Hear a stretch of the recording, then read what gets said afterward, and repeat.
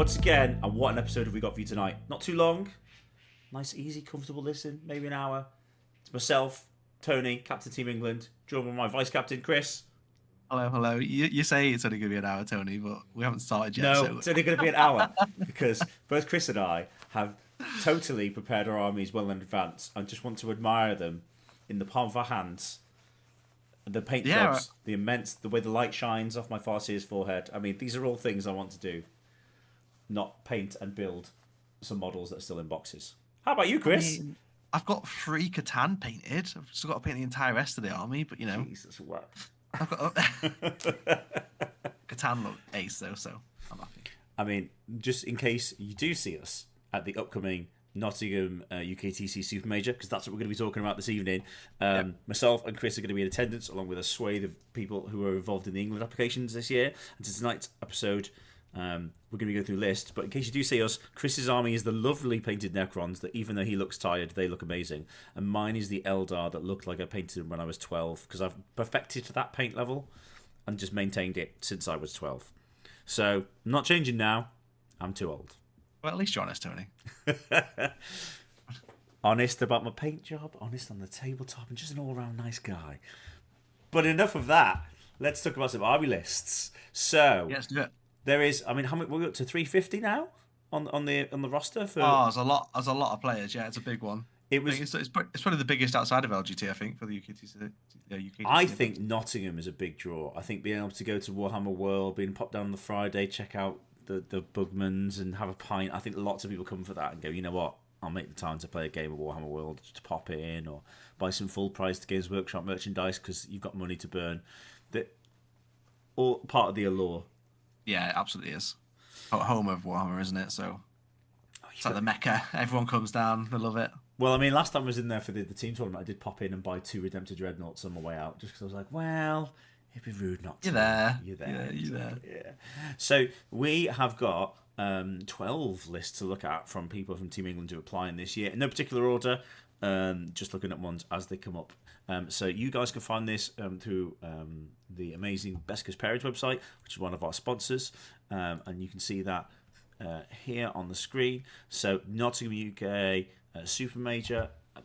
If you've got a subscription, you can see everybody's list. You can check out what people are running. You can check the pairings and the results. And I do love checking that out post-event just to find out how people have done, what the run was, if some things beat things, or maybe you think, look at the mission and go, ooh, was that good, was it bad? Because you can go to the UKTC and see what their mission pack is, see what the terrain packs are. It's very upfront and very transparent in terms of how that plays out. And we will obviously be back post-event to do a little bit of a breakdown, talk about how both Chris and I did with our lists, as well as look at how some of these guys did. So, I think we should play a game of higher or lower, Chris. Okay, higher. Go on then. So we'll go through these lists and we're going to go, is that person going to end up higher or lower? And I'll make a little list in front of me of where these people are going to end up. Okay, that's interesting. That's a game. That's a game. So let's go. First one out of the pack then is our good friend, Chris Kinnear. Necron Overlord. You're straight up, baby. You can't be higher or lower because then the next one, you know, it's going to be interesting. So it's just going to be lower from here on in, Tony. So it's fine. It's an easy game. Well, if I'm next, we're going to have riots. So this is Chris's Now You See Me Necrons list. Necrons, 2,000 points. Hypercrypt Legion, the Trixie Necrons. So he's gone Chronomancer with Dimensional Overseer, another Chronomancer who's got the Osteoclave Fulcrum, a surprising amount of Catans because they're not good with their points. Catan Charger, Nightbringer, Void Dragon, a Locust Lord, a Tranny Catan just running around going teleport. Immortals because they're not bad value either. And then a fine selection of Locusts. So you've got a Locust Destroyer with a Gauss Cannon, 3 heavies, triple Tomb Blades. Come on, Chris, give us the flavour of this list. What's the idea? Okay, so this is I just love it. It's just my style completely. Like when I play 40k, I've had a good game when I've pissed my opponent off to no end. Not because Chris is not a nice person to play, and will hasten to add. It's just I love nonsense lists. It's just going and your opponent's out there going, can't do anything against this. Like, what is going on? But I would say, I will clarify, not nonsense like, here's 20 models that you can't kill because they've got rerollable, like, reanimations. It's more... Yeah. actual fun to play nonsense. Yeah, it's all just like really, really fast moving army, and just having so the trick with the list here is there's 6 units that abuse the shoot after you've moved mechanic. Oh, that's So totally balanced. Yeah, great. yeah, so what I've done, which I've not seen anyone else do yet, is take the little 5-man squads of immortals rather than like 10 mans that everyone else is taking, and just sticking a chronomancer in them. So for 120 points, you have a unit that has 11 OC, keep strikes 3 inches away, shoots, kills a few cultists or whatever on a battlefield, and just moves on and takes the objective off them. After the shot, it's just really, really nice tech that I've sort of been playing with. It's been really useful for me so far. So, give me one list that you don't want to play with that list. A Curse Cultist. Fair. Interesting. I don't think I have the output to kill it. It's just, I just gave up in the end. I was building a lot of lists to try and kill them, and then I was like, Necrons just don't really have the output. What are you clicking on, Chris? Chris has got a nervous click, everybody. I can hear him going click, click, click in the background. Is it your mouse clicking? Sorry. Yeah, your mouse clicking. I'm like, Chris is, I don't know, clicking fingernails, sharpening Necron blades. Yeah, you're like, he's just mouse. sharpening your canoptic clicking talons. around on my mouse. Well, I hope he's clicking himself to the top of the leaderboard. So, yeah. Here's a question. Higher or lower? It's me next, Chris. So who's going to place higher at the Nottingham GT? Your Trixie list or my, everybody's meta favourite, Eldar list? That's right. You're going lower, Tony. You're going lower. Rude. We're playing lower. Fine. We'll tell you what. You start typing this up, and we'll check the rankings and see where it went. Because we're going to keep adding people to our list. So are they above, below, between? You can start doing that. So next one is mine. I dithered about this quite a lot in terms of list. I think that's fair. I was going to run Space Marines for a long time, but I double whammy. I've got a selection of Space Marine units to run most. I think probably meta Space Marine builds. I think that the Vanguard build that John Lennon made so popular at Worlds, I'm sure I've said in previous podcasts I was testing those Teleporting Centurions because they were the standout unit in the book when it first came out. But beyond them, the other units really struggle. I'm not a fan of a 220 point Inceptor unit that trades for nothing. Like it drops, it kills, and then people pretty much kill those Inceptors. Very rarely are your Inceptors surviving or trading or sitting at 18 and not doing a lot of damage. You just haven't got the mission play units in the Marine book to not use them to block, to screen, to go through each other's objective. And for that reason, I've toyed with some Stormraven builds. I toyed with the Ironstorm build. I tried the Vanguard, Dark Angels, Ultramarines. I tried a Thunderwolf Cav build. I tried an MSU Black Templars build. I mean, I've tried every build going, short of the Blood Angels one that Naz took to Worlds because we all know that Stormhawk Interceptors are shite. Sorry, Naz. So that brought me back round to my other long-time favourite army. Everybody's favourite Eldar. They're doing so badly in the meta at the moment, I thought maybe I could give them a little meta boost. You're so boring, Tony. I've gone for the Auto Way Leaper. Well, I've got my Farseer Sky Runner, who's got the enhancement, Reader of the Runes, because I had 20 points spare. What a hero. Got Fugan, everybody's favourite, or Fuegan, if you're a certain member of the England team. Irilith. I think he's a bit of an interesting pick. Solitaire, Spirit Seer, doing his standard Fate's Messenger. He's got a Wraithguard Bodyguard. Night Spinner, just the one, and just for the slowing, really, more than the Ignores Line of Sight. 10 Shadow Spectres. Irilith and 10 Shadow Spectres, I think, is a really annoying unit that does similar to what you got, Chris. It drops down, it shoots, it moves, or it moves, shoots, moves, or it moves, shoots, fires and fades, moves. Like it's got loads and loads. Sorry, shoots, moves, and then fires and fades. You move a lot more than I do. Yeah, but that's. Well, I've got my Shroud Runners for a bit of scout and lethal hits action, and then I've got 10 5/5 Warp Spiders, which I'm really looking forward to using, because I think that 5 Warp Spiders is annoying and a really good objective maker. 10 really can give people pause, just because of the threat range of 24-inch 24-inch move with 11 flamers behind it going, I'm taking your objective. So I love that list. 10 Wraithguard at the bottom, just kind of making up the points there. I didn't run an Incarn. I just think lots of good players know what it does. They're going to see it coming. There's nothing I think that the Incarn brings that anybody's going to go, oh wow, I didn't see that playing like that. So chaff will be far away from valuable units, or they'll screen things, or they'll make it so the Incarn has to pop on the wrong side of a wall and charges are impossible. And I think a good player can play around it. And like even in my own list, there's not a lot that I'm worried about it tagging. Like I don't. The Incarn appears, it's going to have to get Overwatch. the angles are really difficult for it. So I really like this list. I think it's interesting. I shared it with a few England players who've played some Eldar this edition just to go, what do you think? Because I did have a more spammy list that was loads and loads of 5-man or 2-man bike units or little 5-man aspect warriors. But I think this keeps some of the killing power you're in, because I'm the same as you. I think Accursed are probably the biggest hurdle to jump. Probably because the previous UKTC GT winner Will is running Accursed as well. And he's very accomplished with them, knows what they're doing. So I would put myself below yours because I actually think that people know what mine does, even though I've brought slightly different units. People know what Eldar does. They know the tricks of the list. They know that Wraithguard do this, move this, if they've played any sort of decent level of tournament play. So I might catch somebody out who's not played much Eldar, but for the most part, I think at the top end, it'll be a very careful game of measured moves, trade, and, you know, I have brought some swing units. Wraithguards can be swingy, War Spiders can be swingy, the Solitaire can be swingy, Fugan can be swingy. Like, everything can absolutely go to you know, to pot if you line them all up. And I know it's a dice game, but I think your Necron list is more reliable in that regard as well, with a few more built-in rerolls. Well, you know how I hate dice, Tony. So I've just gone for, I don't actually need to roll dice. I'll just move and just deny primary. And okay, so Chris is number 1 and I'm number 2. Who will come between us in the ranking?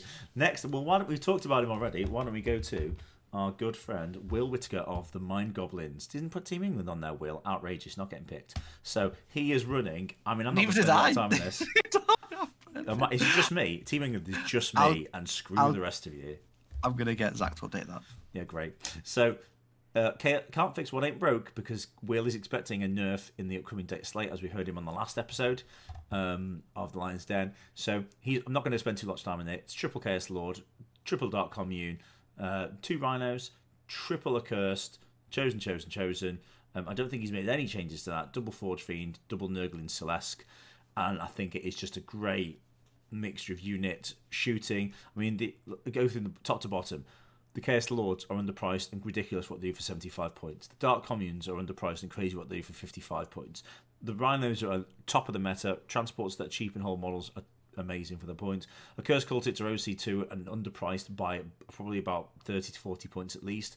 Chosen are also ridiculously priced for the damage output, and even if they aren't great or they think they're balanced compared to like Blade Guard Veterans or something like that, they still are an assault, so an advanced charge and fallback ablative 3 wound unit for a Chaos Lord who just is ridiculous. Forge Fiends are not 180 points, they're at least 220, 230. Nurglings are great mission play, and Celeste is not 120. So that tells you where I think the Chaos list is in terms of the upcoming date slate. Yeah, it's just so strong. It is really good. It's the classic list of, it's crap to play against sometimes, but it's amazing to play. The only thing I don't like about Will's list compared to Manny's is it gives up Assassinate by taking Celeste. So the Manny's Worlds list. Yeah. So Manny just has the 3 Chaos Lords and the 3 Dark Communes, which you can't ever really kill the Dark Communes reliably. Yeah, so there is the Mind Witch in the Dark Commune is a character, it's the only character. Yeah, and you give the unit the character keyword, but I mean, an Accursed Brick on its own, if you're not playing to get the characters, is hard enough to kill through, let alone to kill it to the very last model who's tucked in behind a ruin somewhere, behind 25 ablative wounds. So 25 ablative bodies, some of which have got 2 wounds, 3 wounds, filled up. It's a crazy amount of damage you have to get through. And the mission play is great, as we've said. The OC is great. I just think it's an all-round great list. Yeah. Where do we put Will? Higher.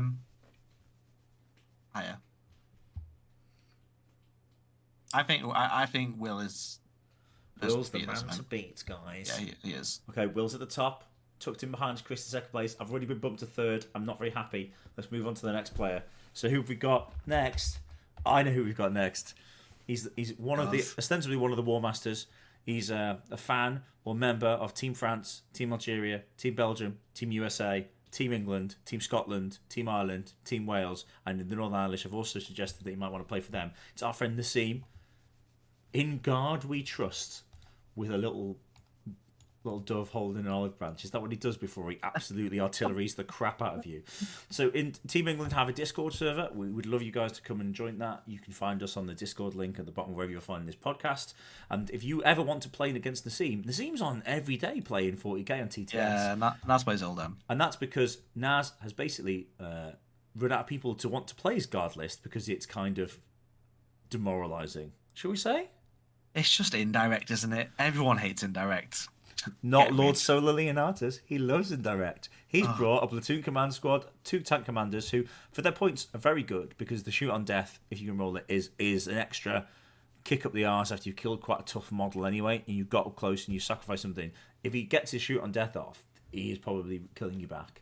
Ursula Creed is ridiculous for 55 points in terms of the utility and buffs, and then he's got some jungle fighters, some deathcore, and then he's got Bulgrin, Kazakin, Manticore, Sentinels. The triple Manticore, even just 3 Manticores, is oppressive when you've got the Bulgrin bearing down on you. I'm interested that last time I saw this list, he had 3 Bulgrin, 2 big squads, and a little squad. He's dropped the little squad and to get some more chaff, so to get some jungle fighters and deathcore. I quite like that, actually. Just more mission play units, rather than going greedy or taking anything extra. Yeah, totally. I mean, the third unit of 3 Bulgrin is probably just not needed. What is the what? So the what do we call it? The Katjan Scout and the Deathcore give you sticky. What does Deathcore's ability do? Pass. Okay. It's a quick look at the app whilst Tony totally edits this out of the podcast. There we go. The joys of not doing things live on YouTube. Deathcore of Krieg. I spelled claw wrong. There we go. It's spelled with a K. Of course it is. Each time model in this unit makes an attack, add 1 to the hit roll if it's below start strength, add 1 to the wound roll if it's below. What? No, that's not very good. Why is he taking them then? They're just cheap. I think they get a res. They got a Deathcore Medipack. Ah, yeah. The bonus units below starting strength, you can return D3. So when he plays versus like indirect, he just shoves Solar Leontus in that squad. So then even when they're getting shot, they just res it back. So people just think, oh, there's no point. You did know, Chris. You played it like you didn't, but you did. All right, well, that's just purely annoying. And there seems to be there going, oh, yeah, but your meta's soft, bro, the whole time. Great. Where do we put Will? Sorry, Naz even against the Will, Naz Chris, against Tony. Will, Chris, Tony. You can't underestimate Naz. But I don't know. There's a lot of people saying Naz is going to go out round 1, so let's put Naz at the bottom. Naz is out of the top 4, people. You heard it here first. It's a team call out. We've put him in 4th place. Oh my God, Kinnear straight in with the absolute disrespect. He's going to get some awful draw round 1 and go straight out. That's this is because he's been given. Do you know what? Right, we've done these lists in the order we have them in our Discord, and it is rolling into the perfect narrative because Naz has been giving so much rubbish to our good friend and member of Team Ignite, Vic VJ, running Chaos Space Marines because Vic played again at the last UKTC major and had a draw first round. Was it a draw or a loss to Admech actually? Vic drew to Admech because he just didn't know what they did.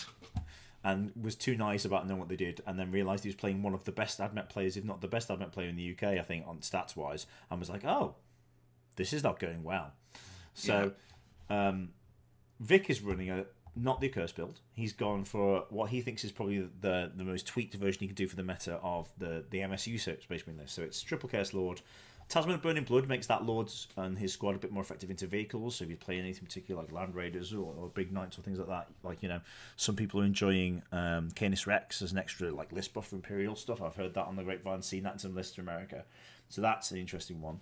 Cultists, sit in your back objective, don't die. Legionnaires, so the Slanesh, so they can action, they can bop out a rhino and do things because he's got 3 rhinos, and then he's gone for the 5-5-10 chosen, so 1 big old squad, 2 small squads. And then he's got Forge Marine, a Blitz, Wart Talons, and then an allied unit of Plague Marines. And they get to do some fun stuff in the Chaos Detachment because they basically become a member of the army. They get all the detachment buffs. They can have strats played on them from Chaos CSM. So you can do things like the Nurgle strat from CSM that isn't in the Plague Marine Death Guard book onto that unit. And then he's got the Blue Scribes as a lone op. I think this is a very clever list because that's how Vic approaches 40k. He likes to have tools for every sort of opponent, every sort of game. He doesn't want to build into a particular list that like say the Curse build that doesn't want to play loads of anti-horde stuff. He doesn't like to play a list that has that kind of build. So I mean, you could say at its weakest point, it offers more Bring It Down points than other Chaos lists. It's got triple Chaos Rhino and double Forge Fiend. It's got no monsters. But you're never taking Bring It Down against it. You're just really struggling to get at those rhinos, especially on UKTC terrain because they just fit so perfectly in. That's why the Rhino is the most. It's got an STC template hidden somewhere in every Forge World. It's the greatest tank in the universe. Fits in every ruin on every battlefield. So good. So that is now. I'm not sure on the Blitz though. I think a Blitz are mandatory in any Chaos list because I think you have to use them. They're a bit like really durable Inceptors. You have to throw them forward. You have to be aggressive. You have to go melter range. And you have to take the gamble on them sometimes. And I think the choices of Mark reflect that. So he's got a Nurgle and a Chaos Undivided, so he can decide on the unit he needs out of reserve depending on the mission, depending on what he needs to throw in. Does that make? Yeah, I'm personally not sold on a 2-man Undivided You think unit. four with all the buffs just goes for it? Because do you really want to spend the CP on Undivided Strat on a 2 unit of I know, but obliterators? what's the And averages you on roll... I know you don't like averages, but what's the averages on a 2-man killing like a Reaper tank or something like that? Like an average, like a small T10 12 wound tank. There's a good chance, right? So it's four shots. You'll get like 4 hits out of it after rerolls and explodes if they're undivided, and then you'll wound most of them. Say 3 wounds. Say you roll poor. He's got no save. He still has a save. Still has a 6-up. All right, And obviously potentially. Probably cover, but maybe not. I mean, if they're firing directly, that's what the Mass have done. I mean, it's close at the kill one. Well, there you go then. But that's the game you play. If they're in melter range, then yeah, they do just like. Oh, I dropped him. Seen this list. You sacrifice 2 to melter range to kill something on a key flank, or when you want to push with a chosen unit. So like, for me, it's always like if somebody's got 5 or 10 chosen in the open, and then 2 obliterators drop next to them, you're not tagging those obliterators with anything. You're not charging them. You're not shooting them. You're just ignoring them because you've got to kill that chosen unit. It's so lethal. Nothing in the game can take a chosen charge short of massive executions with fights first. Or something similar. I think. Yeah, not the 10-man. Nothing can take the 10-man. Yeah. Well, this is it. 10-man's almost like an ablative shield. It's like a mini Angron in the CSM list. Just jumps out. You have to kill it. You can't ignore it. Where do we put Vic, mate? So, currently, Will is king of the world. We think that you're beside him, his right-hand man. I'm Mr. Bronze, 3rd place. I'm going to put Vic above me and you. What? But below Will. You've pushed me off the podium.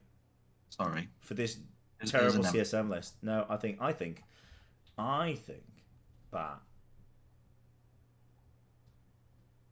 Vic's a very good player. So don't hate it, but I'm going to put him. I'd put him below your one and above mine. I've got it. That is one thing when I've looked at Vic's list from mine. He hasn't got a lot of units on the board, which is what I like.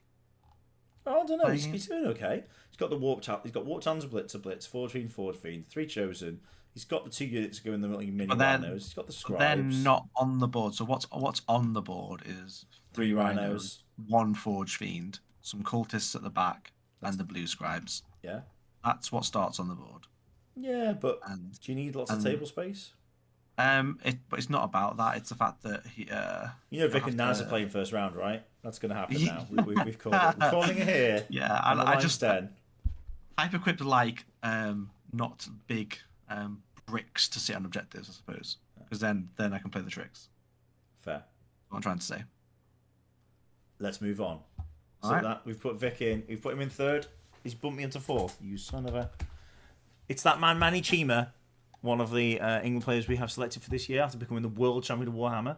And Manny recently came out with he's taken. To be fair, he's won everything there is to win in 40k at the moment. So he's enjoying kicking back and having a few beers and chilling out at the big objectives, big UK events for the next couple of months. Although when he comes to the ITT International Teams Tournament for UKTC, he better be bringing a strong list because he's on my team. Sort it out, Manny. He's running World Eaters, Angron's Angels. It's got Angron. Oh, you mean is this Manny who said he was going to bring really soft melee armies this year? They are really soft. He's got a World Eater with massive executions with the Berserker Glaive. He's got Khan. Oh right, yeah. He's got Angron. He's got Jackals. He's only got 2 lots of 10. Then Berserkers. He's got a 10-man Berserkers, 2 Rhinos, and then he's got triple 8-bound and double exalted 8-bound. And I actually think it's quite a cool list. He has taken. I like it. I know what he's done here. So go on, you talk us through it then, because you're more a World Eaters expert than I am. So what Manny's done is get rid of the Juggerlord that carries the enhancement that brings Angron back effectively. That allows you to re-roll your blood dice.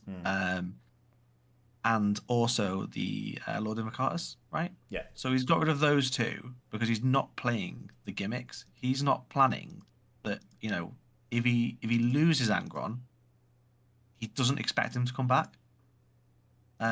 He's just going for pure efficiency by taking those extra units. So he has like 5 units of 8-bound as opposed to everyone else takes like 3 units.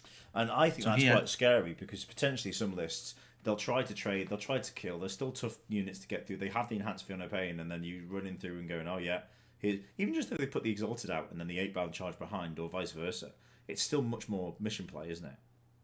Yeah, exactly. Because the Juggerlord and the Lord Invocatus don't really do a lot in most of the games. They just like the Juggernaut Lord just sits at the back, does nothing. The Invocatus goes in, doesn't kill something, and then dies.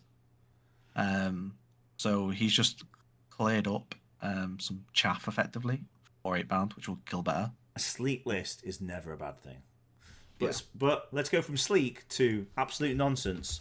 It's everybody's favourite 40k player, Alex Harrison. Whoa, hold on. We've not. Where's Manny? What was Manny? Where's he in the list? Oh, I'm not putting Manny in. I'm not putting Manny in the list. He's going to the bottom. No, is he above Naz or is he at the bottom? He's above Naz. Naz is going at the bottom. Sorry, Manny's fluffy list is coming above Naz's artillery list. There you go. We came here with it. We're all going to lose to Naz now, and he's going to get a little crown and be super cocky about it. He's going to love this. I apologise, Manny. I missed you off the tier list. How rude. Okay. Alex Harrison is our next member of Team England attending. He has gone for Space Marines, and he's gone for Black Templars vehicle meta. Now, first time I saw this as a concept, I thought it was going to be something spamming out the 6+ feel no pain, but I actually think I get where Ironstorm gives you so many buffs. Fall back and shoot is massive for vehicle armies. And he's gone Tech Marine with fall back and shoot. Shocker. Then he's gone Battle Line, Crusader Squad, Crusader Squad, Crusader Squad, Crusader Squad. If you haven't seen a Crusader Squad, they are 5 2-wound Space Marines that get all of the upgrades you could want for 65 points. They get a special weapon, Melter Gun. They get a heavy weapon, Multi-Melter. And they get to have a Thunder Hammer and an Inferno Pistol on the squad leader. And you're like, how have you managed all of that for 65 points? No comment. So that's getting hit in a data slate. There's just no way that carries on when you're looking at like 75 points for 3 Eliminators, 160 points for a tactical squad. Like at 130, you don't actually get more efficiency. You're better to take them in 5s and just have all the weapons options. 5 extra dudes with a chainsword is not doing anybody anything. And guess what OC they are, Chris? Are they 2? They're OC 2, mate, because they're battle line. So, of course. And they get, as their inherent buff, reroll, advance, and charge rolls. They are the perfect unit to go into one of the dedicated transports that Alex got down here. So he's got 2 impulsors, because the Black Templars, they get a multi-melter extra because, Angry Space Knights need more melter. 2 rhinos, and the Crusaders will sit in those and basically just charge out. They might fire the melter guns and multi-melters, in which case the reroll hit wound damage is really clutch, because I've played it without playing in a firestorm. Not efficient unless you roll into your oath target. Or they'll just run around going, cool, get out 3, move 6 with a rerollable advance. And the CPs that saves you in terms, again, of efficiency is so good. Do they have an assault great. Weapon? They have melter gun. Oh, cool, perfect. Yeah, so good actions. Nice. And they can fire the melter gun when they assault. Can they advance and charge? They don't have access to that, do they? They don't, unless you take a particular character or buff for that. Yeah. But that's in this list, which then leads on to 3 Gladiator Reapers, a Gladiator Valiant, double Eliminator, Hellblasters, Destructor, Scout Squad. Alex has gone for a really nice blend of list. He had originally in this more of the combat characters and some more. He didn't have the Crusaders basically. Swapped it for a couple of units of Assault Intercessors that give like reroll wounds, and he had like Emperor's Champion, Grimaldus in there. So Hellbrecht even. That hit really hard, but I don't think you need to hit hard. I think you just need to touch objectives with units you can afford to lose that are annoying for people to get through. If you can pop an AOC or you can have something nearby that's a counter, I think it's quite an interesting list. The firepower on the Reapers is great on the UKTC boards, which have some great fire lanes. Eliminators are. I love Eliminators in a marine transport that's open topped, aka Impulsor, because you get the trick in them is they get to shoot and then move and get back in the tank, and the tank gets to shoot their guns. So you effectively get twice as many last cannons in the list, as long as the tank's alive. And they can they can also move the tank, get out, shoot, and then move and claim an objective. They're another great utility piece. They're one of my favourite parts of this list. For me, I'd take 3. I think that I'd lose the Squad of Crusaders and find 10 points. I think they're better value. Well, you can still move the tank, shoot, and then get back in the tank, right? Oh yeah, but Impulsors have the rule that you can make it an advanced move and get out, because that's their special rule. So you can go extra far, put the tank on an objective, dump them fast. Really fast. And some missions where you're required to get into table corners or you're required to take something off somebody and they don't expect it. Really, really clever list. So it's also a bit of a stat check. Where do we put Alex in the grandstanding list we've got so far? So at the top we've got Will. In second place we've got who we put next to Will?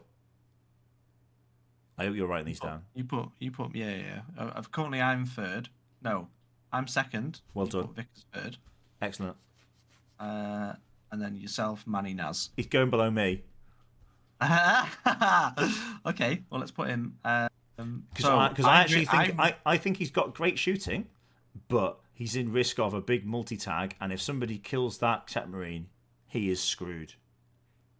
I think that he beats Will but loses to Vic. Yeah, I see that. I think things that can trade. He's relying on the toughness of the vehicles helping him out. And I get it. If he's sitting at maximum range and just throwing out a little Crusader squad to hold the middle objective every turn, and he can do that for four goes, that's the idea, isn't it? But a Nurgle Accursed unit sits in the middle. What, he's going to have Reapers ready to throw in?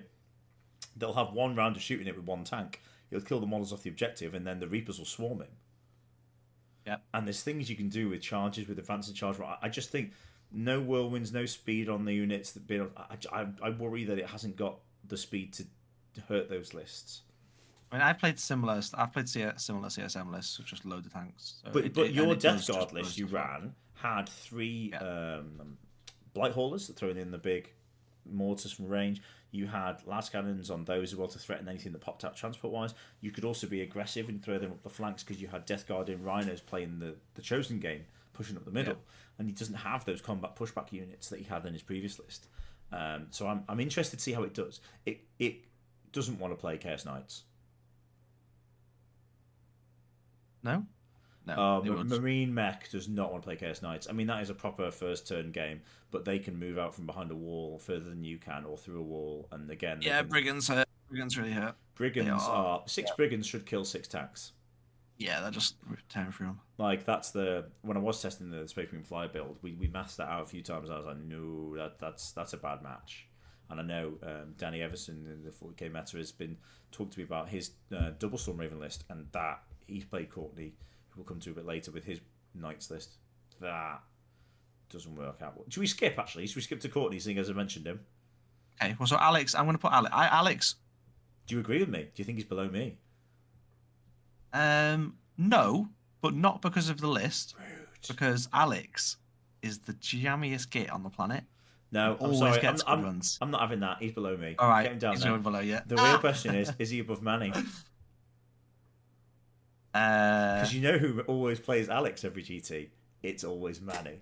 And you know who's always jamming that matchup? It's Manny. It is.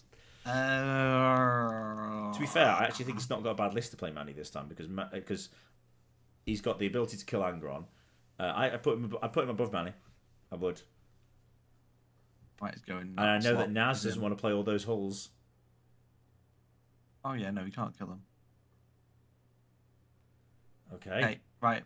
Team England power list coming together. Right, we're going to skip to Courtney because I mentioned him, and he is running. Courtney Rose from the Forgotten Legion is running everybody's favourite Chaos Knights Traitorous Lance. He's got a War Dog Stalker as the Warlord, and it also has the battle line keyword in case you are questioning it, you douchebag. And then we've got the Brigand. Oh my god, how many Brigands has he got? 1, 2, 3, 4, 5, 6 Brigands, and then what a surprise! 1, 2, 3, 4, 5 Carnivores, Nurglings, Blue Scribes, Changeling. It's the standard knights and lone ops.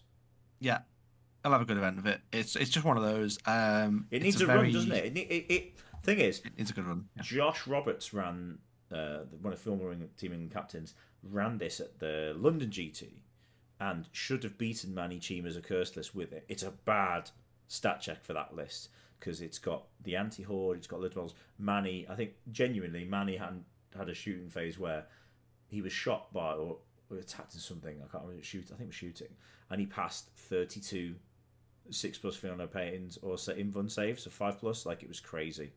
Yeah. And that's just standard. A unit of guys that should have easily died and opened up the charge on a chosen unit didn't die. So then the Knights had to charge them. They still didn't kill the unit, and Manny countercharge won him the game. And you're like, that. That's the only problem with Knights, isn't it? They have one game plan. You pretty much know what it's going to be. Yeah, and I really fear for them in this meta. There's so many Necrons at this event, and I don't think they can kill Wraiths or Catan. It's going to be a really bad time for the Melter's not great. It's strength 9, right? No, the Melter's strength 12. It's strength 12, okay. But it's against Catan. It's like it's multi-melters strength 9. Yeah. It's 4+ invuln, half damage, 5 upfield, no pain. Yeah. Every time you add an extra layer of survivability, it's just that bit more annoying, isn't it? Because you're only flat D6 with flat D6 Melter 4, so you got to get within 12. And if you get within 12, the Catan will kill you the next turn. So everyone's taking Lightbringer pretty much. Maybe it's a swingy one. Maybe it is a one that you have to throw your melters in close range and go, I have to have a good turn here and hope that I kill 1 to 2 Catan. That's a big ask, though.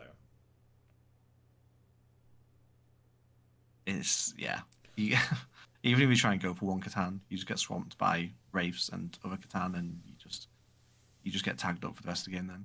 Yeah, I 100% see that. Where are we putting Courtney in the Team England list of chumps? Just because I don't think he's got a game into Necrons, and it's already relying on not getting bad matchups, I'm going to have to put Courtney at the bottom. Sorry, Courtney. That's my struggle. Even the Zine beats you. Even the Zine. It is hard because you could go. Some of these matchups beat each other in other things. Like the Eldar would like to play this, for example. Yeah, it's very rock paper scissors. Completely. That's 40k sometimes, isn't it? Singles 40k is definitely that. Right, who's next on our list of Team England chumps? Go. Mr. Ed Watts. Ed Watts of Team Glasshammer is running the Black Templars, and within Black Templars we have Space Marines, Righteous Crusaders. And so, this is not any of the Space Marine Codex ones. This is the Index attachment. He's got a Castellan with Tanaz's Bones. He's got Chaplain Grimaldus to provide some Fiona pain to friends. Helbrecht being the choppy up dude that he is. Judicia being a fights first monster. And then it's the Horde. It's one of those Crusader squads I mentioned. It's 2 of those Crusader squads I mentioned. Oh, look, a whole squad of them isn't even 130. It's 125. Of course it is. He's got 3 of those 10-mans that have grav guns and las cannons. Interesting. So just a bit more long range or flexible firepower. And then he's got 20 Marines, 20 Marines, 20 Marines in big old combat blobs. So it's the Double Scout, Calidus, Eversaw, 60 Marines, 70, 80, 90, 100 Marines running at you. You shoot them, they get closer. You shoot them, they AOC. You shoot them, they charge you. It is, for some lists, it's a stat check in a very different way. Yeah, it's horrific. I don't like it massively on UKTC terrain. I think this is far better on WTC. I think WTC, because they don't if you can't draw a bead on it, you are absolutely screwed. Yeah, I think because it doesn't have mass advance and charge, Black Templars, just moving 6 and charging is a big limitation on UKTC because sometimes you have to cover quite big distances.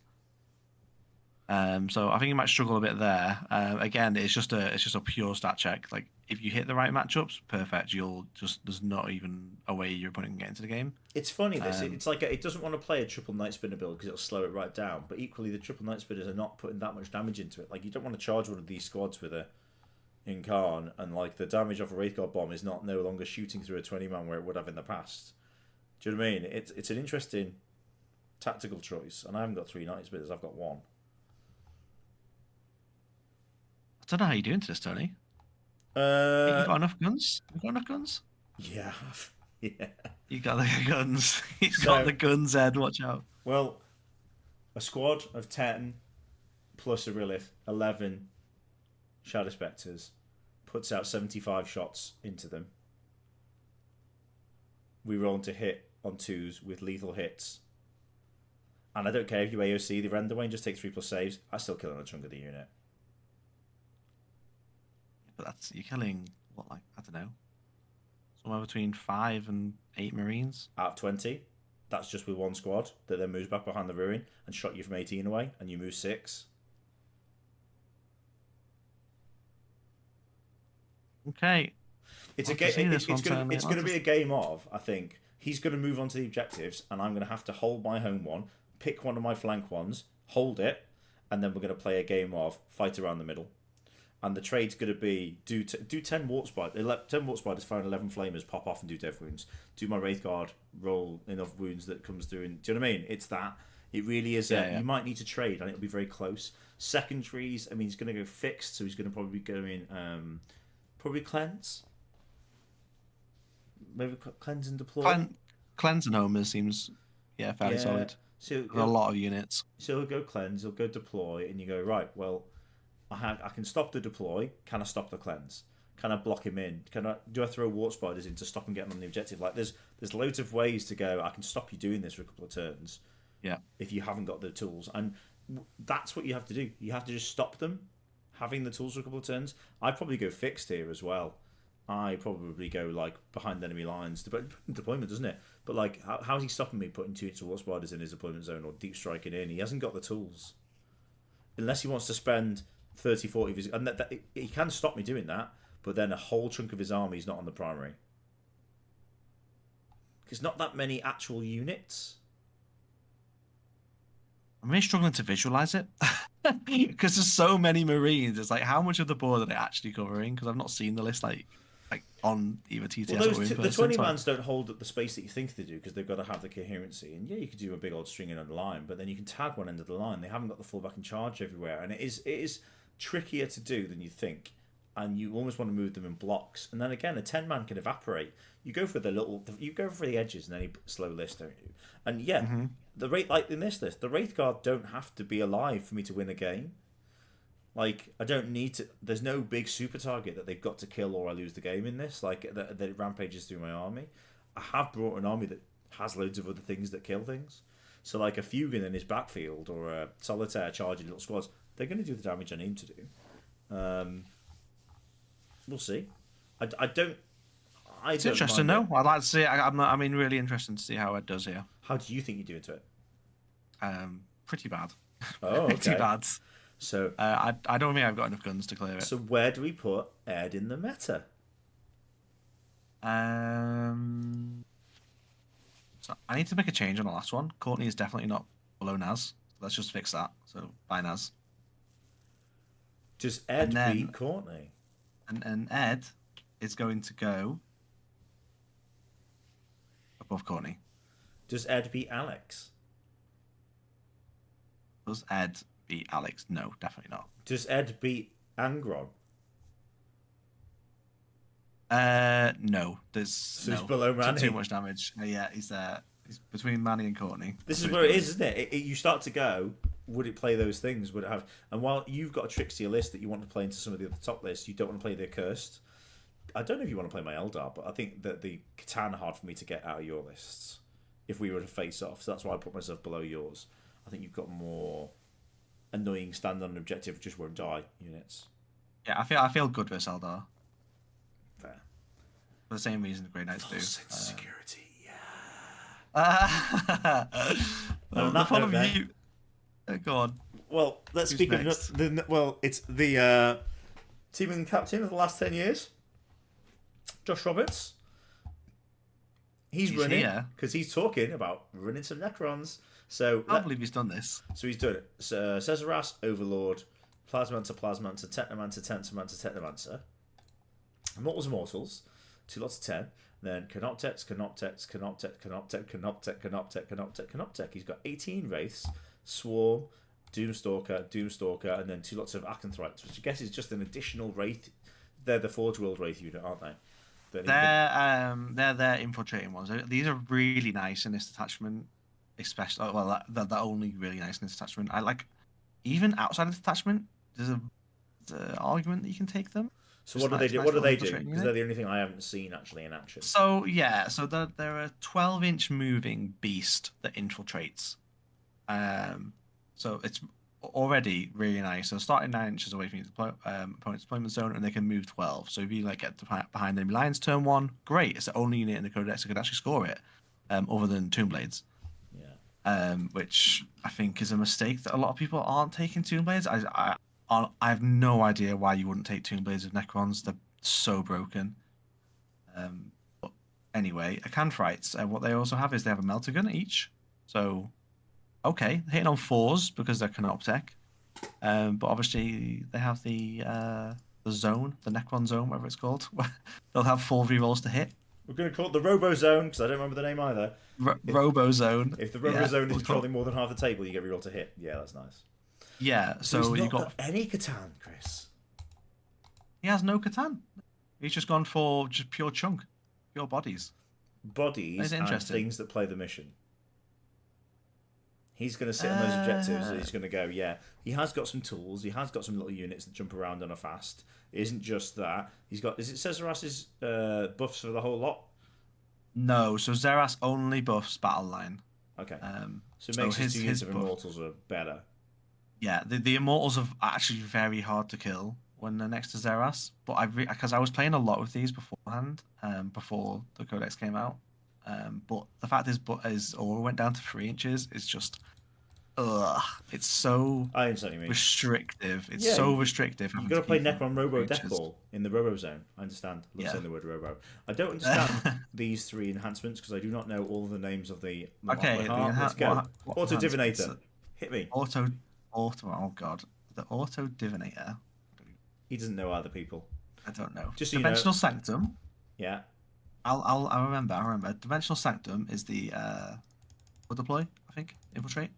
So he can start. So he can infiltrate a unit of wraiths. Yes, exactly. So his army is not just chunk; it's 3 units infiltrating. If you haven't got counter infiltrate, he's right up in your face already. Yeah. And if you have to deploy back because you can't handle that charge, he's got table control turn 1. It's very strong. That sounds like a good mission play list from Josh. Okay, next one. Auto Divinator. Auto Divinator, so I remember what that is. That's a cheeky little upgrade, where on a 2+, when your opponent gains a CP by an ability, so like Leontis gaining you +1. Oh, you get one as well. On a 2+, you'll gain a CP. So rather than having to take a 100 point unit, like who is he called? Stormlord. Yeah, Stormlord does it, doesn't he? But he can't do anything. He hasn't got the Overlord keyword. Classic Games Workshop writing. He just he's 100 points to gain your CP. And you're like, yeah, Imotech, that's the one. And I had considered the Kotiaz does that for Imperium, and he's a nice little buff to go in battle line if you wanted to go. And again, on a 2+, you get CP if you aren't running it. So if you ever run like a Marine Vanguard and you haven't got one of the CP generating characters, that is an alternative way to go. You take Kotiaz, you just stick him in a unit of scouts or not scouts. It would be like, I don't know, Inceptors, whatever you want, at the back of the board. Intercessors, that's what I meant. Because Intercessors give sticky objectives, which is not necessarily a bad thing in Marines at the moment. But this is better as a cheeky upgrade. Ugh, Necrons. But go on then. Metal-dermal Tesla Weave. So that's an annoying, it's a little upgrade that when you're charged, you pick a unit within engagement range, I think it is. Yeah. And then on 2, I don't think it's on a 2+, you do D3 mortal wounds. It's just annoying. Isn't yeah, so on a 2+, you do D3, and on a 6, you do flat 3. That's the kind of thing that stops like a solitaire coming in and taking out a Technomancer and things like that. Annoying little things that will go off and just tag and do damage. It's only 10 points, so I imagine he just had 10 points left, and he goes, "Oh, I'll just chuck that in," because you wouldn't normally take it, but it's fine. You just put it in. I've got that reroll a fate dice if the Farseer is a live upgrade. It's not because it's great. It's just because I had 20 points left and nothing in Eldar is 20 points of upgrade. That's a clever list, dude. I think there's some cool things in there. Where are we putting Josh? Josh is going to do well. This is just a really this is what you'll see a lot of people running similar lists to this, the Canoptech Court. It's obviously powerful. I don't like that he doesn't have Chronomancer. He's got double Plasmancer, which means when his immortals go out, they die because they can't run away. So you might struggle with losing them. But where's he going to fit in our list? I think. Does he beat Will's Accursed? No. Does he beat you? Potentially. We put him second. I don't think so because Vic's above don't you, know. right? It's hard. It's Will at the top, then it's Vic, right?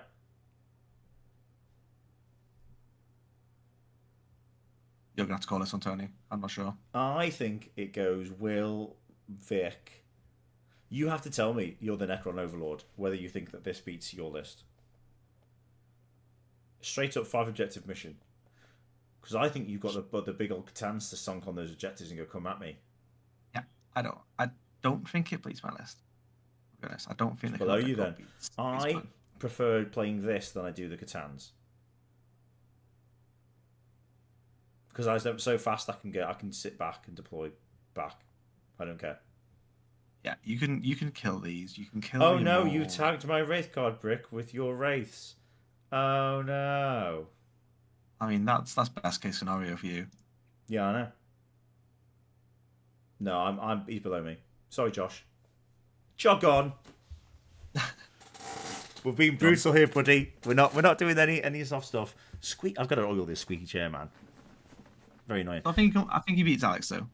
I think he beats Alex as well. I think he's got the bodies that Alex will struggle to get through all those inruns. He's going to have units that tag first turn. He's got the ability, if Alex isn't careful, to go up and tag that. If that Tech Marine dies, this army is screwed. That Black Templar's army. It's crazy how reliant he is on that 4-wound Tech Marine. Sure, he's really happy that you're telling everyone this. Come on, people know that. I mean, look, tanks can shoot out of combat nowadays. It's not the end of the world. They can shoot and he can be -1 to hit. Boo, bloody who. However, if you want to fall back and be effective, like against Horde lists or Curse lists, that's the trick. I'm sure everybody knows that. In the same way that if you want to kill a Wraithguard bomb and you kill the Warlock out of it, then -1. Like, do you know what I mean? It's stuff that I'm not expecting anybody to go, oh my god, Ironstorm really value the Tech Marines? Wow, what a play, Tony. He's fine. All right, I think currently we go Will, Vic, you. Am I still fourth? You are, yeah. You're hanging in there. Cheeky sod. I'm going to put him sixth because no, I'm fourth. Fifth. Who's fifth? Alex is currently fifth. No, he's beaten Alex. He's below me, but he's above Alex. Okay. Yeah, let's get him in the top 5. It's a solid top 5. We've done Courtney already. That brings us to the other half of the Ginger Duo. That is Nathan Roberts, also of not Nathan Rogers running Eldari. I'm just going to check this guy Nathan Rogers list because I just click on it. What's he got? He's got the Incarn sell out. Outrageous. Wraithguard, 2 Night Spinners. He's only got 10 Warp Spiders. Jump. Right. So anyway, Nathan Roberts of Stat Check. Rival podcast / YouTubes. So Nathan is a long time Tyranid lover. He's played Tyranids virtually all the time I've known him in 40k, and he is running the Synaptic Nexus because he loves his brain bugs. He's running Death Leaper, High Tyrant with Synaptic Control, Neurotyrant with Psychic Disruption, some Abivor, X-Screen, Harris Specs, Neurolictor, Norn Assimilators ×2, Emissary ×1, Pyrovore. I thought that the Assimilator wasn't very good. You tell me, why is it good in a Synaptic Nexus? I really was hoping you weren't going to ask me about this because I have not a clue what an assimilator does. Okay, then. Looks like we're going to go to the Let's go to the app, which we don't have access to. So that's be interested. No, that's fine. I think that when the book first came out, both the Norns was considered to be kind of a luxury piece. That they're another big monster that's very hard to protect, and they can be kind of annoying. However, in this detachment, it's another T11 16 wound 2+ save monster. This one's good. It's got 2 strength 12 -3 d6 with 1 damage shots that are harpoons, so you can add +2 to charge rolls, and then you pick a unit you get reroll hits against it, and you set an objective, and you get feel no pain on the objective, and objective control of 15. So you walk onto an objective as an assimilator, and you basically just go, "This is my objective. Yeah. I'm very hard to kill. Yeah. I can have a selection of buffs, debuffs, -1 damage is one of the detachment like kind of buff things. So you go, these are all the things that I can do to make it difficult to kill me. Go." And that makes it very difficult. So you can do mortal wounds with a sign. You can make something synapse. You can do mortal wounds on, I think it's on 3s actually. It's like grenades, but on 3s. Yeah. You can do reroll hits and wound rolls of 1. You can do basically armor of contempt on anything that is synapse unit. So you can make all the things in your army synapse. Then you can make them all eligible to shoot and charge, eligible to have -1 AP, make them super tough. So these two walk onto the objectives and hold, and everything else around it is there to shoot, smite, generally debuff you. Plus I haven't played Tyranids edition, and I'm expecting to fail every single OC check, morale check when I get it. That's so annoying, and you get caught out all the time. You know, when it first came out, everybody said that was terrible, Chris. No, it's so good. Yeah, it is. That's why everyone who's played NIDS takes 3 neurolictors, because they sit there, they cover an objective, and go, okay, that you think you hold that objective? Okay, take 3 battle shock tests. Brain freeze. Well, it's the double side of it. It's not just the battle shock. It's because you do it in your command phase. Yes. It's the like if he does it on the right time, I ain't phantasming. Yeah, exactly, because he does it in his command phase. Yeah, it's crazy good as an army buff. I think it's one of the subtle ones. At first glance, you might think that isn't that great, but when you think about the impact for Armor of Contempt, Phantasm, the Vanguard one for moving backwards when you get charged, do you know what I mean? Like the general movement shenanigans when you get within 9. Yeah. If you shut all of that down, buffs for feel no pain. Like there's so many things that just goes. Here's a 2d6 roll bad. Yeah, I've played a few games against NIDS now, and that is what you learn. After your first game, you go, all right, anytime you see a neurolictor, you just measure 12 inches from it and go, all right, either stay outside of that 12 inches or kill it. Yeah. You have 2 options. How many wounds have they got? They're not. I think there's 7 wounds with a 5 up invuln. Yeah, that's annoying as well, though, isn't it? They're lone ops as well, right? So you have to get within 12 to do anything to them anyway. They are. I'm just looking at the things now. Are they lone ops? Yeah, neurolictors. Yeah, all the lictors are. Tyranids are very good.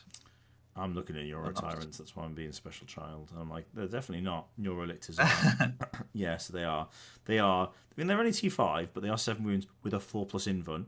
That's frustrating. Yeah, and -1 to hit as well. Yeah, lone ops, stealth, infiltrate. I mean, it's just annoying. They've just got great table play, and you've got to get close to get. So this is it. You want to kill them, you've got to get within 12. Yeah. Hey, you are getting flamed, my son. Have 10 war spiders. Only take me 3 turns to kill 3 of them.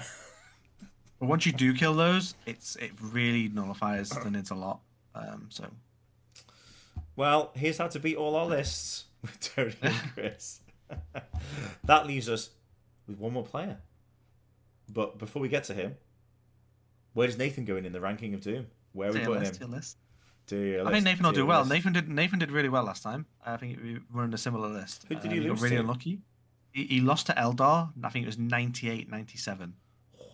It was. That's enough points for me. He's not making it into the top 5. Down he goes. I think I'm gonna put Nathan. Does he beat his own brother's list? No. It cannot kill that. Like, no matter what, they just don't have the output. Okay. They just don't have the output to kill Josh's list. Okay. Drops down. Is he beating Alex's list? Again, they can't kill vehicles, so no. Goodbye, sweet Nathan. Is he beating Manny's list? He could be Manny. He can kill infantry very well, and he can kill Gron. If he can kill one big thing, but multiple, that's where he's struggling. In he goes above Manny. I'm gonna put him above Manny. I think Nathan's gonna have a good run. And that leaves us with the final member of the Team application group, Tom Lohman of 6++. Thank you for having me on the other week. Very much enjoyed that, boys. So he is running the Magical Strike Force of... God, that army roster always sounds like the old edition. Thousand Suns. So he has got the epic heroes of Aramin on a disc, as always. Magnus the Red, he's everywhere. Two Exalted Sorcerer with the Umbral Crystal. Exalted Sorcerer on disc with a Warp Flame Pistol. Thousand Sun Sorcerer with Lord of Forbidden Law. Thousand Sun Sorcerer. Thousand Sorcerer in Terminator Armor. Sangor Shaman. And then, let's see, 3x5 Rubrics, rocking the old Warp Flamer Soul Reaper combos. 10 Zangor. 5 Scarabs. 10 Cultists. 3 Enlightened. A Rhino. You just don't get as much in your Thousand Suns as you used to, do you? No, like these lists now are so neutered compared to what Vic took to UKTC. And they also give up Assassinate like nobody's business. They do, but it can be tricky to kill them tricky. sometimes. I get that every single one of those characters is in one of these units or is a lone op. It's only 18-inch lone op on the sorcerers. But I mean, it depends on the list, doesn't it? When you've got 10-5-5 War Spiders, you think everybody's using Assassinate.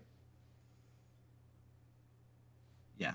I mean, you still probably... I mean, if you don't do tactical well, you still probably take an Assassinate because you will kill some. You're killing at least 3, really. And if you're not, you probably lost the game anyway, so... Oh, yeah. I mean, you still got the combos, you still got the... Doom Bolt of Doom coming out, sniping people and things taking. They do. I mean, you can never underestimate them because out of nowhere they will just delete stuff. The damage is still there, in the list. But what they lost is just the ability to then take all the extra points of chaff. Yeah, I think that's fair. It still hits hard, but behind it is not loads of extra little units just doing the scoring. It's not 3 rhinos. It's 1 rhino. It's not 3 enlightened. It's 1 enlightened. Exactly, it's things like that. So that's where the points got dropped from. Interesting little 5-man terminate unit. I've not seen that. I think that's a nice little buff unit that you can do some interesting things with. What's the? I'm trying to think what the ability is on the Sorcery Terminator Armor. It's Arcane Vortex, which is nice. I quite like this. I think this is good. I mean, again, you can have games where you just can't kill Big Aramin, and then his unit just doesn't fall over. Yeah, I mean, having him, it just gives you access to the 3. Reroll hit 1s for 1 for units that target something in range. He's got Arcane Vortex. Is that a buff or is that an upgrade? Is an enhancement? Must be. Yeah, I'm just thinking. I don't know my Thousand Suns very well, people. Apologies. No, Here's me scrolling through now. Do. Well, apologies, Tom. At that point, where do we go? If we don't know the enhancement, what do we chance? What do you think? I don't know. I think Thousand Suns are struggling a bit. I'd want to the strength and damage of characteristics of psychic weapons equipped by the bearer. So it makes that Terminator Lord a little bit better. It's like a 10-point upgrade. Yeah, it's fine then. Nice little anti-monster, anti-vehicle weapon he's got. Okay, better. Where are you putting him? I'm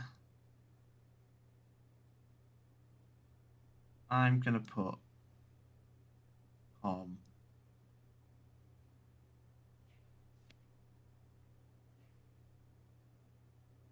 below Ed. Between Ed and Courtney. Ooh, do you think he beats Ed?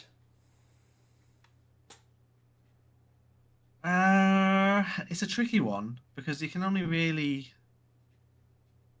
That is a tactical game. That is how much Ed gives it. But knowing how far the units can move and advance charge, it's Thousand Suns can be deceptively quick. They can teleport things over. They can move things around. He can get Aramin on a flank. They can pick an angle. You give him the angle on a big unit, he can delete it. And it's if he makes a hole in your lines and then rolls a flank. Whereas if you ball up and don't give him the easy like chaff to pick at the sides, you screen behind you so you can't drop in or teleport over. It could be a hard game for him. So going first, if the Crusader squads all rush the objectives, it's hard to kill them all off. Yeah, I think it's just going to be down to mistakes that game.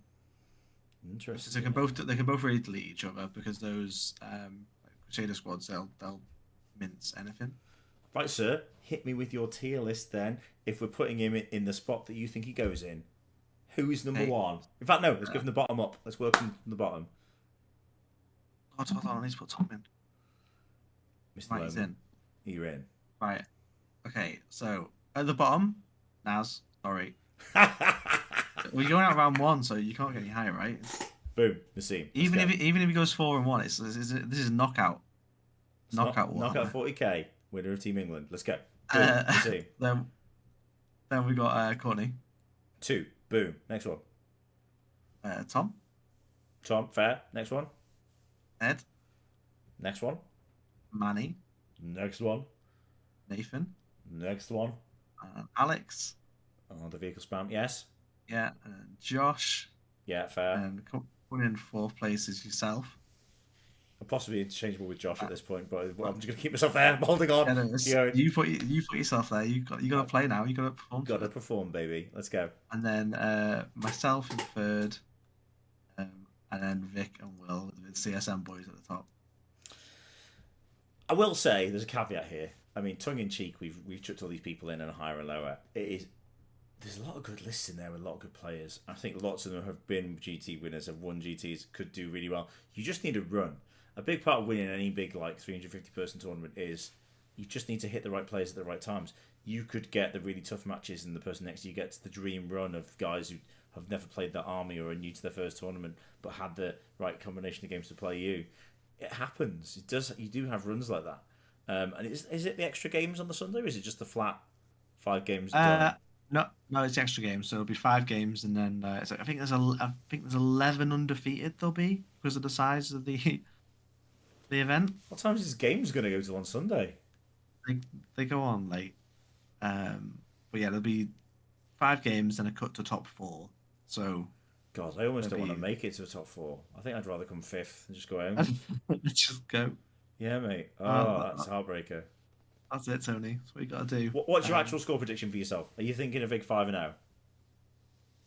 I think my list is very. I have a lot of play into a lot of things, but there is some lists that can really stat check me. So I want the 5-0, and I think I'll be disappointed if I don't get it. I can see that for your list. I think that's fair.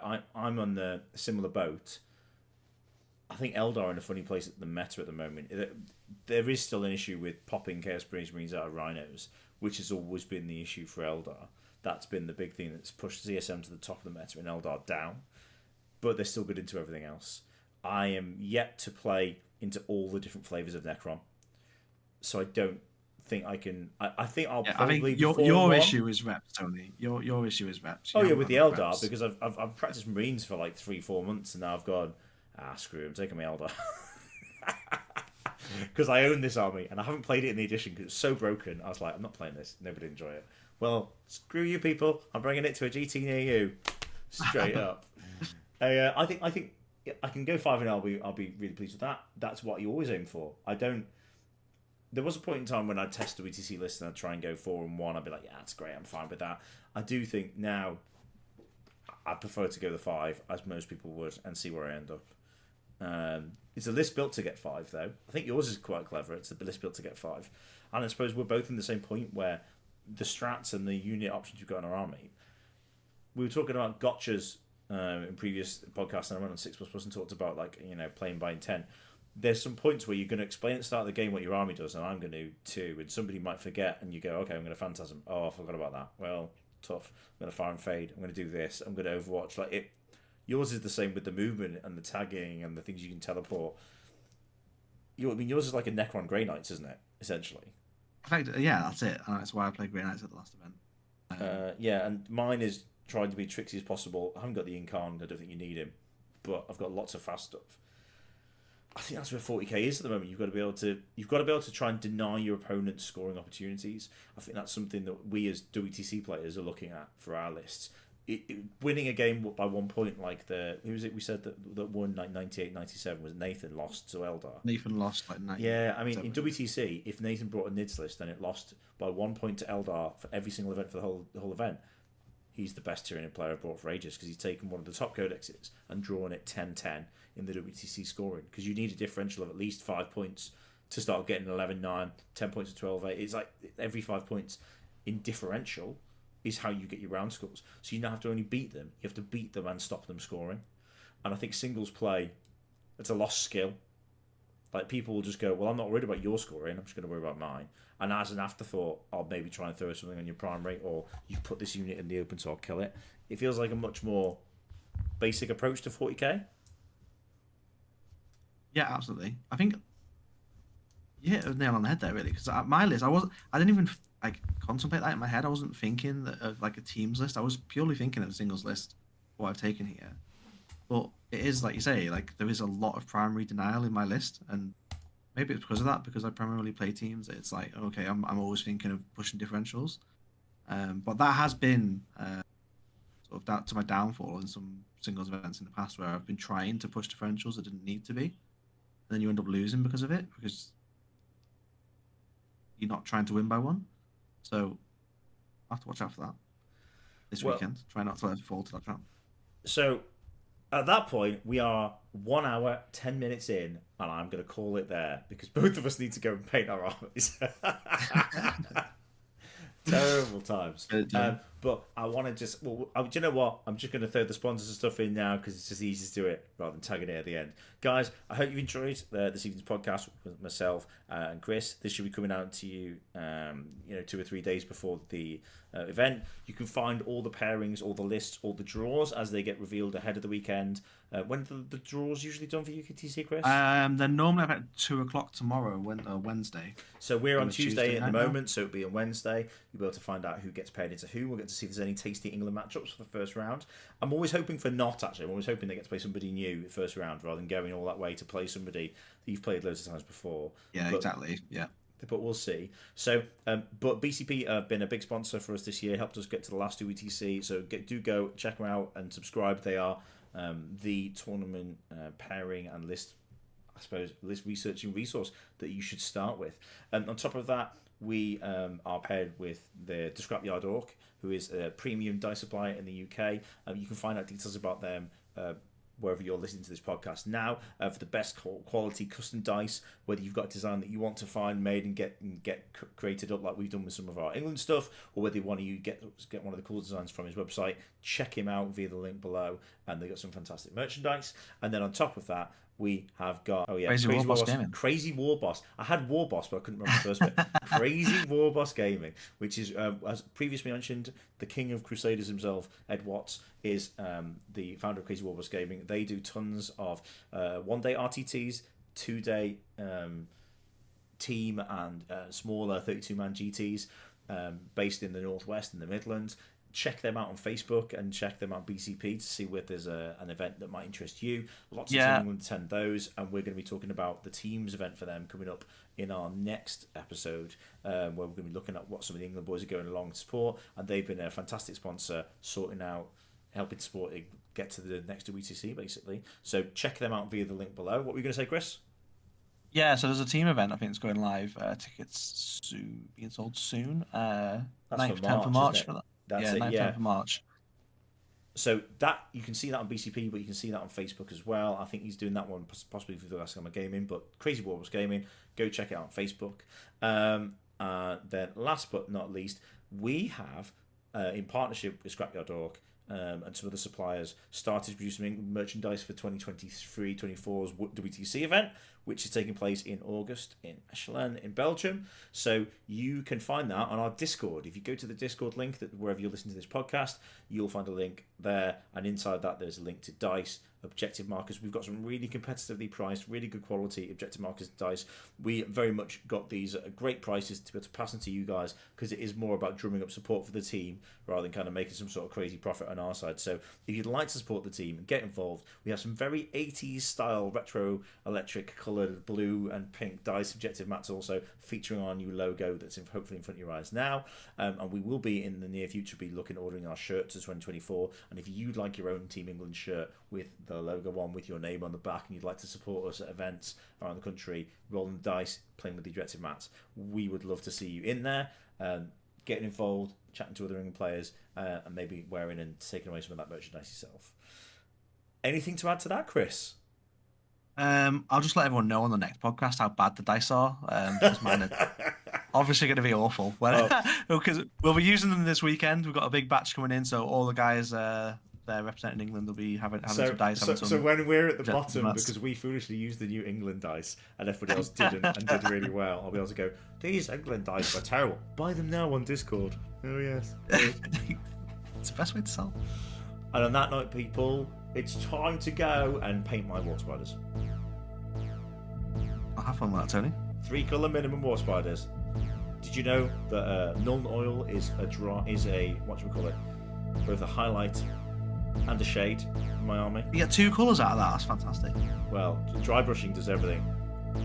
It's base colour, bulk of metal, Nuln Oil, dry brush. There's an army! For any painting bureaus out there who are crying into your headset. I'm looking forward to seeing this. And on that note, good night, everybody. Speak to you all soon. Night, Chris. Bye-bye. Bye-bye.